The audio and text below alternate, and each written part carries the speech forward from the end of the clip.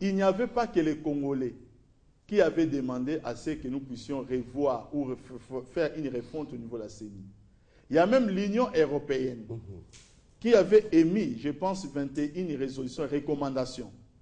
Parmi ces recommandations, et tout le monde nous a dit que malgré les incohérences, les insuffisances, certaines choses qu'on a pu déplorer au niveau du contexte électoral, ils étaient unanimes lors de l'arrivée des candidats n'étaient pas entachés. Exactement. Pour le bon fonctionnement dans l'avenir, afin d'avoir plus de crédibilité et dissiper des doutes, revoyez certaines choses.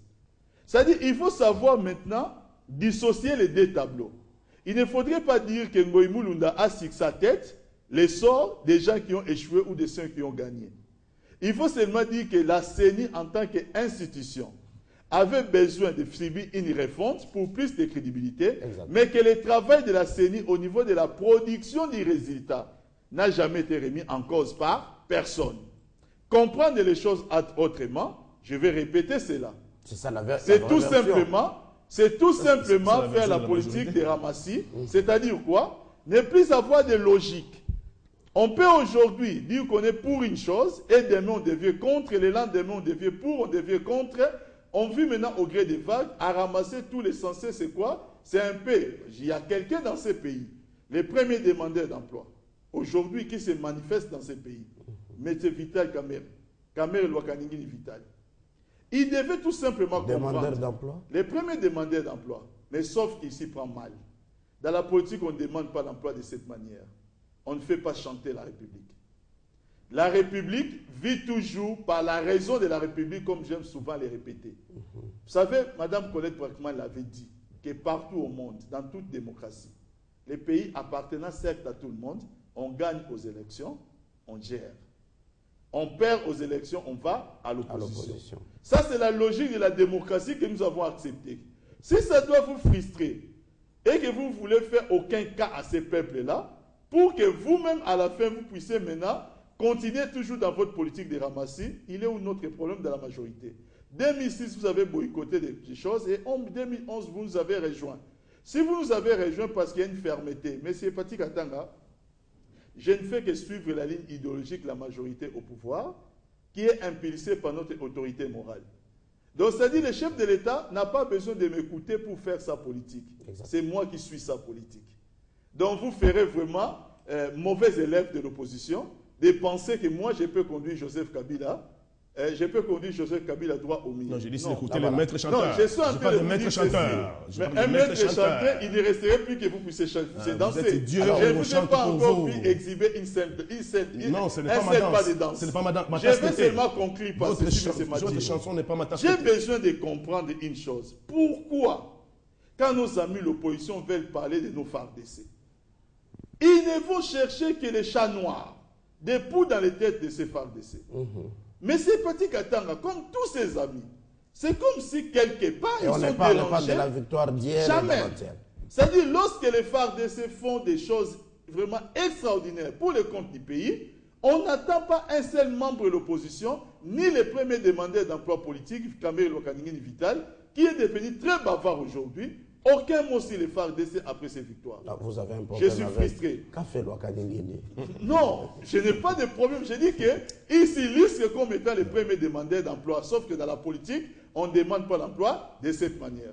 D'accord. Alors, du côté de l'opposition, juste une question. Où vous réagissez d'abord à... Je réagis. La politique, ce n'est pas le mépris des autres. Il faut avoir du respect pour les autres en politique. Encore une fois de plus, c'est comme vous, on vous reproche, vous n'avez pas aussi le respect envers les pouvoirs en place. C'est-à-dire, quand je dis que le Sénat est en dépassement des délais, c'est manquer respect. Quand je dis que les institutions provinciales, les assemblées provinciales sont en dépassement des délais, est-ce que c'est pas vrai? Quand je dis que M. Kabila a été mal élu, est-ce que c'est pas vrai? C'est moi qui l'ai dit. N'est-ce pas que la Fondation Carter l'a dit aussi? N'est-ce pas que les observateurs européens l'ont dit? Il n'y a aucun mépris de mon côté. L'opposition n'a jamais eu de mépris à l'égard du pouvoir. Mais il dit au pouvoir ce qu'il faut faire, ce qui n'est pas bien. Nous le disons et nous sommes là pour dénoncer ce qui ne va pas. Alors la question, elle est la suivante. Si on pense nous amener dans une négociation, si on pense, c'est nous qui sommes demandeurs de ce dialogue. au lendemain des élections. Demandeur de ce dialogue? Oui, nous avons exigé un dialogue. Ce n'est pas une initiative du pouvoir? Non, c'est l'initiative des forces acquises au changement, au lendemain des élections. Nous avons dit que l'INC la solution, sur ces plateaux la solution viendrait d'un dialogue. Les Congolais doivent se mettre ensemble sous l'arbitrage de la communauté internationale pour trouver des solutions aux problèmes qui viennent de se poser au Congo, notamment. Ce sont les mêmes propositions ici des conclaves alors que vous n'y étiez pas. Nous n'étions pas. Mais nous avons, avec l'opposition, toute l'opposition, une déclaration que nous avons signée le 1er juillet. Pour vous, il faut un médiateur. Pour vous, il faut un facilitateur, un médiateur. Attendez, vous voyez bien la divergence qu'il y a de fond ici. vous pensez que nous viendrions dans un dialogue où déjà on a fait de M. Kabila, c'est lui qui va convoquer, c'est lui qui va recevoir les résolutions et c'est lui qui va les appliquer. Mais vous avez, mais il y a un présidium constitué de l'opposition et de la majorité. Il n'y a pas un présidium constitué de l'opposition et de la majorité, il y a un présidium constitué d'un président du Sénat et d'un président de l'Assemblée nationale. Mais président du Sénat qui est de l'opposition. Il n'est pas de l'opposition, il n'a pas reçu mandat de l'opposition. Monsieur, je suis désolé. Monsieur Léo Kenguado n'a pas reçu mandat de l'opposition pour être au président. Mais au sein de l'opposition, qui donne mandat à qui? Mais attendez, au sein de l'opposition, qui donne le mandat à qui? Est-ce que l'opposition avait été consultée pour sortir Mais chaque parti se décrète de l'opposition. Mais non, les partis de l'opposition sont connus. Il y a 4 blocs dans l'opposition. Il y a aujourd'hui ce qu'on appelle les FCO, ceux qui ont été au dialogue, ceux qui ont été en conclave. Il y a le MLC, il y a les forces acquises au changement et il y a l'UDPS. Les 4 pôles sont connus. On n'a pas consulté ce pôle-là pour dire donnez-nous quelqu'un qui doit être au présidium. Nous disons tout simplement il faut le bon sens. Il y a une chose qui est bien, c'est que M. Kabila a compris qu'il faut un dialogue. Ça, c'est une avancée. Parce que longtemps, il a tergiversé, il avait refusé, il ne voulait pas entendre. Maintenant qu'il a compris qu'il faut un dialogue, maintenant il faut être honnête dans ce dialogue-là. Il faut que ce soit un dialogue sans boublardisme. Parce qu'il s'agit de trouver des solutions aux problèmes du Congo pour arriver à la cohésion nationale. Donc il faut ce que l'opposition demande, il faut un comité préparatoire. Il faut un médiateur crédible. Pourquoi un médiateur alors que c'est un problème interne que vous pouvez régler en interne? Mais monsieur le journaliste, ce n'est pas la première fois. À San City, c'était Massiré. Massiré n'était pas congolais, à ce que je sache. Ça, c'était vraiment autre chose. Ça ne fait rien. C'est pour dire que nous ne faisons pas confiance les uns les autres. Quand il n'y a pas confiance, il faut un arbitre neutre. Lorsqu'un arbitre est récusé par les 2 équipes, on les change tout simplement. C'est tout simplement question de bon sens. Il a dit quelque chose, je vous pose cette question. Pourquoi ne pas attendre seulement 2016 et vous, l'opposition, vous vous organisez pour vous représenter et peut-être gagner les élections? Mais si cela était le cas, pourquoi alors M. Kabila a signé l'ordonnance convoquant les concertations? S'ils pensent qu'ils ont gagné, s'ils pensent que tout va bien, ils peuvent continuer. Nous n'avons pas le pouvoir de contrainte. Nous n'en avons pas. C'est eux qui ont l'impérium.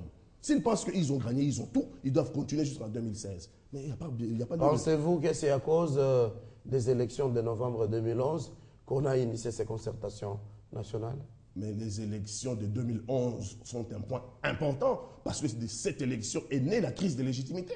Il y a 2 présidents dans ce pays. Un président nommé par Moïse Boulunda et un président légitimement élu par le peuple congolais.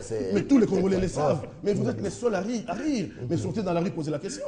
Tout le monde va vous dire que le président, c'est M. Tshisekedi. Donc il y a un problème de fond. Si nous éludons ces problèmes, on ne trouvera pas de solution. Il faut qu'on mette tous ces problèmes. L'opposition, vous avez ce problème-là, mettez-le sur la table. La majorité, vous niez ce problème. Vous ne voulez pas que toute l'opposition vous attendre, c'est vous êtes figé, campé dans votre carcasse et vous ne voulez pas y sortir. Donc pour vous, c'est le refus total de participer aux concertations. Non, c'est-à-dire dans le format de la convocation de l'ordonnance de M. Kabila. Attendez, il faut à ce moment-là, non, il faut à ce moment-là, faire tout simplement un congrès du PPRD. Ça sera le congrès du PPRD. Alors, M. Papi Tamba, est-ce que du côté de la majorité, on a refusé de recevoir les propositions de l'opposition? Je suis en train de vous dire que du mois de décembre 2012, depuis que les chefs de l'État plutôt avaient passé l'annonce en direct. Devant le peuple congolais, puisque c'était devant les 2 chambres réunies du Parlement. Exact. On ne trouvera pas meilleur cadre institutionnel, on ne trouvera pas meilleur cadre pour respecter la Constitution dans cette matière, pour pouvoir maintenant énoncer ce qu'il a énoncé. Nous n'avons entendu que des versions variées de l'opposition depuis ces jours-là. Tantôt ils vont fustiger, tantôt ils sont d'accord, tantôt ils fustigent. Cette politique de ramassis n'est pas un mépris, c'est un constat de fait, cher ami. Le mépris, c'est quand vous appelez quelqu'un maître chanteur. C'est ça le mépris. Donc, je pense qu'il ne faudrait pas commettre les péchés qui peuvent se retourner vers soi-même. Là, c'est des péchés retournés vers vous. Mais le constat des faits, c'est que vous êtes en train de ramasser tout ce qui se présente devant vous, même lorsque cela va dans le sens contraire de ce que vous avez ramassé hier. J'ai dit que c'est ridicule de faire la politique de cette manière. Quand on fait la politique, on doit avoir une certaine direction. Et quand on a cette direction-là, on s'attelle à ça. L'opposition, il vient de lâcher les mots. Ils n'ont jamais voulu le dire, mais le seul point de référence qu'il a pour les concertations nationales, c'est Sun City. Alors qu'il vient de lâcher les mots. Voilà leur esprit. Nous amener vers la 4e République, mettre les institutions de côté, aller dialoguer pour un nouveau mandat. Je ne sais pas qu'est-ce qu'il faut dire, comment il faut expliquer cela. Nous les comprenons. Comme quand le président Mobutu avait fait ce qu'on appelle les consultations populaires. Cela a débouché sur un discours. C'était pour jeter les bases d'une nouvelle ère de la RDC. À l'époque, la crise, où les problèmes, c'était peut-être les peuples qui avaient besoin de la démocratie. Aujourd'hui, le peuple a déjà la démocratie, c'est un acquis. Le peuple a besoin seulement de la cohésion nationale. Il faut les sortir des pièges des politiciens qui ont de l'ambition, qui leur disent des choses qui ne sont pas la vérité. Parce que dans ces pays, il n'y a pas de crise de légitimité. Ça n'existe pas dans ces pays. Il n'y a pas de crise de l'égalité non plus. Nous n'allons pas maintenant détruire nos propres acquis seulement parce que quelques capricieux veulent maintenant nous imposer une direction qui ne fait pas avancer les pays. Les pays avanceront. Avec ou sans Papi Tamba. Comme avec ou sans mon frère qui est ici, Pati Katanga, le pays avancera. C'est à eux de se ranger du côté de la raison. La raison restera la raison et ne deviendra jamais la fausseté. On ne les suivra pas. Aujourd'hui, remettre sur la table les dossiers, par exemple, malheureux du M23 ou de la guerre à l'Est, dans les cas de concertation nationale, ma foi, je me pose la question si après Roger Lumbala, ce n'est pas Pati Katanga. Sauf que l'échec essuyé par Roger Lumbala ne donnera plus envie à Pati Katanga de les rejoindre. Donc, il reste maintenant une seule chose à faire, c'est de se ranger du côté de la République parce que, après 5 ans de caprices, vos partenaires de l'IDPS ont fini par rejoindre la République. Vous allez nous rejoindre en 2016. Et de conclure, pour l'opposition et les concertations nationales. L'opposition a eu une position exprimée par la déclaration du 1er juillet dernier qui dit que nous sommes prêts pour aller au dialogue, mais il y a de préalables à remplir. Exact.